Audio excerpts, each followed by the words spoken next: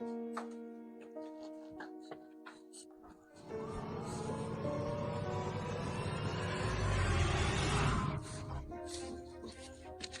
ਤੂੰ ਇੱਥੇ? ਓਏ ਆਹੋ, ਮੈਂ ਬਹੁਤ ਜ਼ਰੂਰੀ ਕੰਮ ਆਇਆ। ਭਾਜੀ ਬੈਠੋ। ਉਹ ਨਹੀਂ, ਬਹਿ ਕੇ ਗੱਲ ਕਰਨ ਵਾਲੀ ਨਹੀਂ ਹੈ, ਮੈਨੂੰ ਬੜੀ ਛੇਤੀ ਹੈ। ਉਹ ਭਾਜੀ ਬੈਠੋ ਤੇ ਸਹੀ। ਉਹ ਕੁੜੀਏ ਪਾਣੀ ਲੈ ਕੇ ਆ। ਹਾਂ ਭਾ ਦੱਸ, ਖੈਰੀਅਤ ਤੇ ਹੈ ਨਾ? ਉਹ ਖੈਰ ਹੀ ਏ। ਉਹ ਮੇਰੇ ਮੁੰਡੇ ਦਾ ਲੱਗ ਗਿਆ ਵੀਜ਼ਾ ਤੇ ਉਹ ਚੱਲਾ ਹੈ ਬਾਹਰ।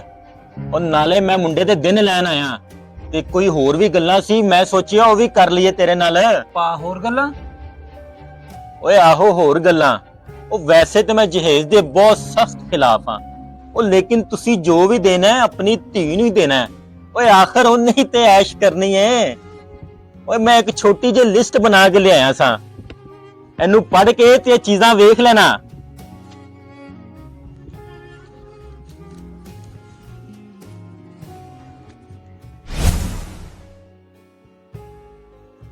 जहेज का सामान, गाड़ी, एसी, फ्रिज, मोटरसाइकिल और फर्नीचर।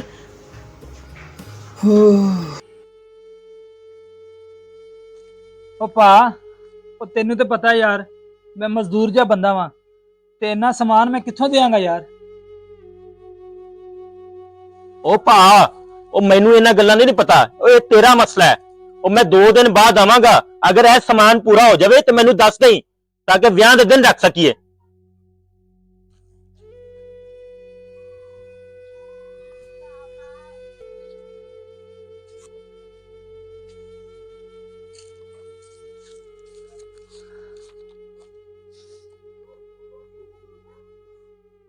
ਅੱਬਾ ਜੀ ਐ ਕੀ ਤੁਸੀਂ ਆਪੀ ਦਾ ਵਿਆਹ ਇੰਨਾ ਲਾਲਚੀ ਲੋਕਾਂ ਕਰ ਕਰੋਗੇ?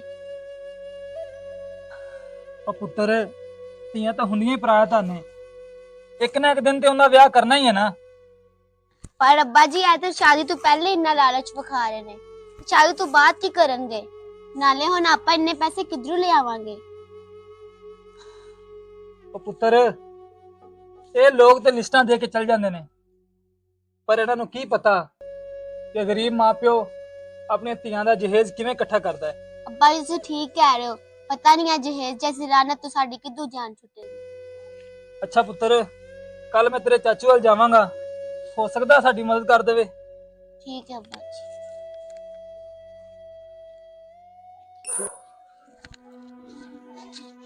ਛੋਟੇ ਕਿੱਥੇ ਚੱਲਾਂ? ਉਹ ਮੈਂ ਕੰਮ ਚੱਲਿਆ, ਕਿਉਂ ਖੈਰ ਹੈ? ਮੈਂ ਤੇਰੇ ਕੋਲ ਇੱਕ ਕੰਮ ਆਇਆ ਸੀਗਾ।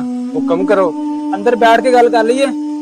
ਉਹ ਭਾ, ਅੰਦਰ ਮੇਰੇ ਯਾਰ ਬੇਲੀ ਬੈਠੇ ਨੇ, ਜਿਹੜੀ ਗੱਲ ਕਰਨੀ ਇੱਥੇ ਹੀ ਕਰ ਲੈ।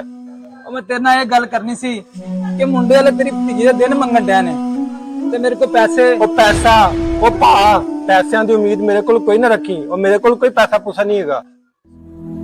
ਉਹ ਮੇਰੇ ਯਾਰ ਅੱਜ ਕੱਲ ਕਾਰੋਬਾਰ ਦੇ ਹਾਲਾਤ ਠੀਕ ਨਹੀਂ ਹੈਗੇ। ਉਹ ਮੇਰੇ ਕੋਲ ਜਿਸ ਤਰ੍ਹਾਂ ਪੈਸੇ ਆਣਗੇ ਮੈਂ ਤੈਨੂੰ ਵਾਪਸ ਕਰ ਦਿਆਂਗਾ। ਉਹ ਨਾਲੇ ਯਾਰ ਉਹ ਤੇਰੀ ਵੀ ਤੇ ਧੀ ਹੈ ਨਾ। ਉਹ ਭਾਈ, ਉਹ ਤੇਰੀ ਧੀ ਏ ਤੇ ਨਾਲੇ ਤੂੰ ਹੀ ਜੰਮੀ ਹੈ ਨਾ, ਤੇ ਤੂੰ ਹੀ ਵਿਆਹ। ਅੱਜ ਤੋਂ ਬਾਅਦ ਮੇਰੇ ਦਰਵਾਜ਼ੇ ਤੇ ਪੈਸੇ ਪੂਸੇ ਨਾ ਲੈਣਾ ਹੀ। ਆ ਜਾਂਦੇ ਨੇ ਮੂੰਹ ਚੁੱਕ ਕੇ। ਮੈਨੂੰ ਹੋਰ ਵੀ ਬੜੇ ਕੰਮ ਨੇ, ਚੱਲ ਨਿਕਲ ਇੱਥੋਂ।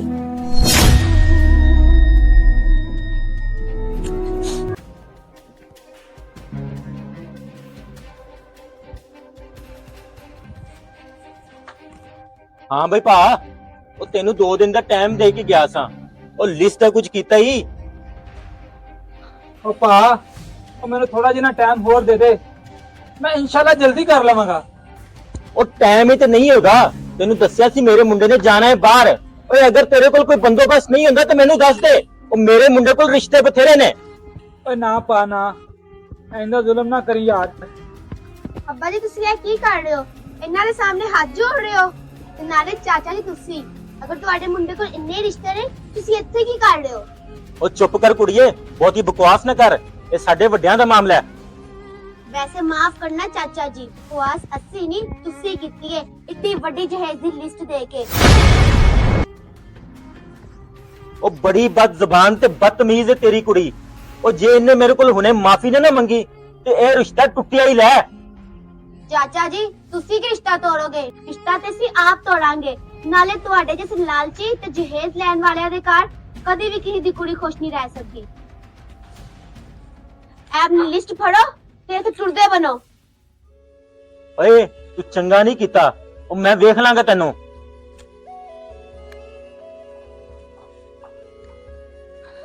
ਫਾਤਮਾ ਪੁੱਤਰ, ਇਹ ਤੂੰ ਕੀ ਕੀਤਾ? ਅੱਬਾ ਜੀ ਤੁਸੀਂ ਪਰੇਸ਼ਾਨ ਨਾ ਹੋ, ਅਸੀਂ ਬਿਲਕੁਲ ਠੀਕ ਕੀਤਾ ਹੈ। ਇਵੇਂ ਦੇ ਲਾਲਚੀ ਲੋਕਾਂ ਨਾਲ ਇਹੋ ਹੀ करना चाहिए। और हाँ, आप भी, जहेज एक लानत है। आप भी जहेज मांगने वालों के साथ ऐसा ही करें ताकि हम इस लानत से छुटकारा पा सके। हमारा मैसेज अच्छा लगे तो शेयर लाजमी कीजिएगा।